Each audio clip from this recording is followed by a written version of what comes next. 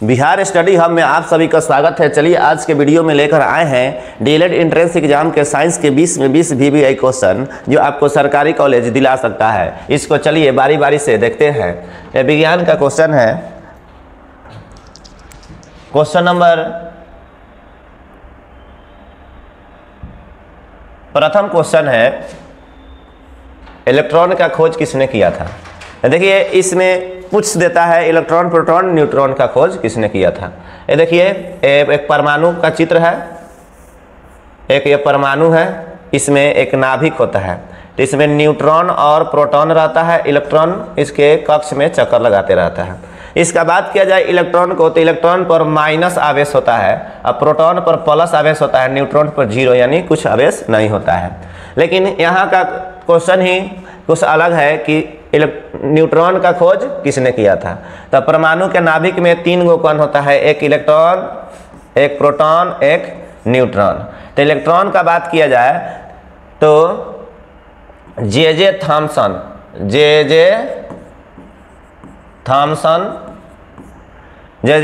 Thompson ने किया था इलेक्ट्रॉन का खोज। प्रोटॉन का बात किया जाए तो इसका खोज गोल्डस्टीन ने किया था।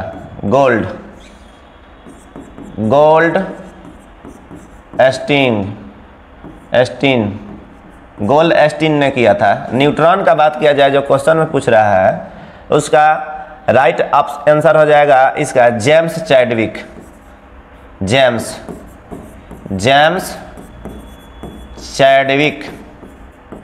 तो देखते हैं किस ऑप्शन में है। तो राइट ऑप्शन आपका सी होगा, जेम्स चैडविक। ये तीनों पूछे तो इस तरह हम आंसर दे सकते हैं। चलिए अगला क्वेश्चन हम चलते हैं, देखते हैं।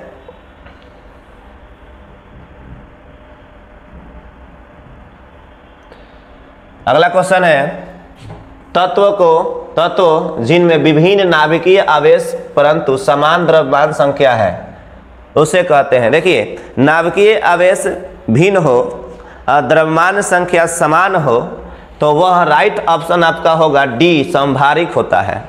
यह क्या होता है? संभारिक होता है। राइट ऑप्शन आपका डी होगा। नेक्स्ट क्वेश्चन आपका, केंद्रक का इसके न्यूक्लियन से गठन में होता है। तो केंद्रक के न्यूक्लियन के गठन में क्या होता है? द्रव्यमान में बढ़ोतरी होती है। राइट ऑप्शन आपका बी होगा, द्रव्यमान में बढ़ोतरी होती है। अगला क्वेश्चन है जो इसका ऑप्शन नीचे है। क्वेश्चन है निम्नलिखित में यानी जो नीचे लिखा गया है उसमें से किसका उच्चतम गलनांक है, यानी सबसे अधिक गलनांक है। तो राइट ऑप्शन आपका हो जाएगा NaCl। इसको साधारण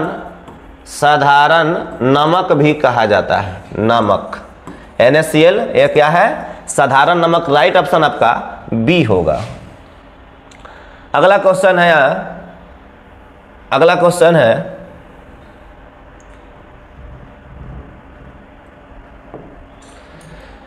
निम्नलिखित के जलीय घोल से होकर एक विद्युतीय धारा का प्रवाहित किया जाता है।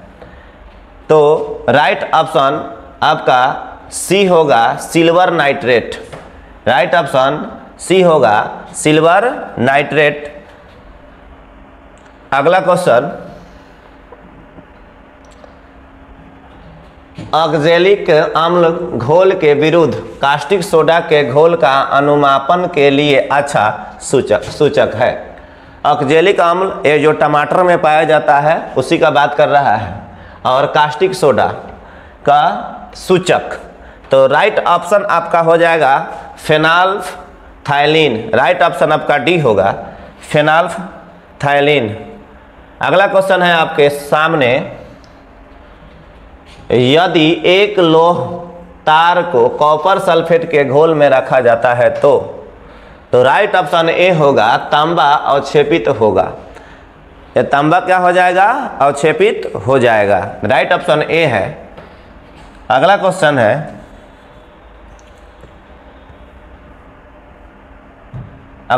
है, जल के क्वथनांक को तापक्रम के रूप में परिभाषित किया जाता है। तो जब परिभाषित किया जाता है कब, जब जल का वाष्प दाब वायुमंडलीय दाब के बराबर होता है। जल का वाष्प दाब किसके बराबर होता है, वायुमंडलीय दाब के बराबर होता है। अगला क्वेश्चन है आपका, जब किसी घोल को एक अर्धपरागम्य द्वारा उसके विलायक से पृथक किया जाता है यानी अलग किया जाता है, तब इस घटना को कहते हैं। तो इस घटना को क्या कहते हैं, प्रासरण। इस घटना को क्या कहते हैं, प्रासरण। कब कहते हैं, जब अर्धपरागम्य द्वार उसके विलायक को अलग करता है तो उसको क्या कहते हैं, प्रासरण कहते हैं। चलिए नेक्स्ट क्वेश्चन की तरफ। अगला क्वेश्चन है, जल स्नेहक कोलाइडी को जाना जाता है। तो जल स्नेहक कोलाइडी को जल स्नेही के रूप में जाना जाता है, जल स्नेही के रूप में जाना जाता है। नेक्स्ट क्वेश्चन है आपका, एक रेडियोधर्मी समस्थानिक का अर्ध आयु 20 दिन है। तो वस्तु का 100 ग्राम के लिए जाता है तो 40 दिनों के बाद अवशिष्ट समस्थानिक का वजन होगा। इसको ध्यान से देखा जाए, कह रहा है कि 20 दिन का एक रेडियोधर्मी समस्थानिक अर्ध आयु 20 दिन का है। इसका आधा जो आयु है कितना दिन का है, 20 दिन का। यदि वस्तु को 100 ग्राम लिया जाए तो 40 दिन के बाद अवशिष्ट समस्थानिक का वजन क्या है। देखिए यह अर्ध आयु है, तो 20 दिन का अर्ध आयु, तो अर्ध आयु का मतलब अर्ध आयु, इसका मतलब होता है आधा, 1/2। अब क्या कर रहा है, 20 दिन के 40 दिन के लिए दिन के बाद अब किया जाएगा, तो यानी इसका ये दुगुना हो रहा है, तो उसमें घटेगा कितना, उसके आधा घट जाएगा। क्या हो जाएगा, उसके आधा घट जाएगा, तो क्या हो जाएगा 1/4। अब कितना ग्राम लिया गया है, तो 100 ग्राम लिया है। 100 ग्राम का 1/4, 4 से 25 मरतबे कटेगा, 25 चौका 100, यानी 25 में 1 से गुना होगा तो 25। तो देखते हैं 25 क्या हो जाएगा, 25 ग्राम। तो देखते हैं ऑप्शन नंबर ए है यहाँ 25 ग्राम, राइट ऑप्शन आपका ए हो जाएगा 25 ग्राम। ये राइट ऑप्शन ए होगा 25 ग्राम। अगला क्वेश्चन है आपका, इलेक्ट्रॉन की हानि उपचयन है। एक सेल के एनोड पर जो प्रक्रम होता है उसे कहते हैं। तो राइट ऑप्शन ए होगा उपचयन। देखिए ये क्वेश्चन में ही इसका आंसर है, इलेक्ट्रॉन की हानि उपचयन है। एक सेल के एनोड पर जो प्रक्रम होता है उसे कहते हैं उपचयन कहते हैं। राइट ऑप्शन ए होगा। अगला क्वेश्चन है, निम्नलिखित में से कौन सबसे अधिक धन विद्युतीय तत्व है। तो राइट ऑप्शन आपका डी होगा सीजियम। राइट ऑप्शन आपका डी होगा सीजियम। अगला क्वेश्चन है, शुष्क बर्फ है यानी सूखा बर्फ किसे कहते हैं। देखिएगा शादी पार्टी में जैसे धुआं जैसे धूमकोहरा जैसे उड़ाया जाता है, वो क्या होता है, सूखा बर्फ होता है। ये ठोस कार्बन डाइऑक्साइड होता है। ये क्या होता है, ठोस कार्बन डाइऑक्साइड होता है। अगला क्वेश्चन है आपका, नेक्स्ट क्वेश्चन है, हीरा है। तो हीरा क्या है, हीरा एक कार्बन का अपरूप है। किसका अपरूप है, कार्बन का। हीरा क्या है, कार्बन का अपरूप है, अपरूप है। यह सबसे कठोर धातु माना जाता है। हीरा को क्या माना जाता है, सबसे कठोर धातु माना जाता है। यह कार्बन के अपरूप है। ये हीरा क्या है, कार्बन के अपरूप है। ये तो राइट ऑप्शन आपका होगा डी शुद्ध कार्बन। राइट ऑप्शन आपका डी होगा आपके शुद्ध कार्बन। अगला क्वेश्चन जो है इसको ध्यान से देखेंगे। क्वेश्चन कह रहा है, एक जीवाणु कोशिका प्रति मिनट में 1 बार विभाजित होती है। यदि एक प्याला को भर्ती करने में 1 घंटा लेता है तो आधा प्याला को भर्ती करने में कितना समय लेगा।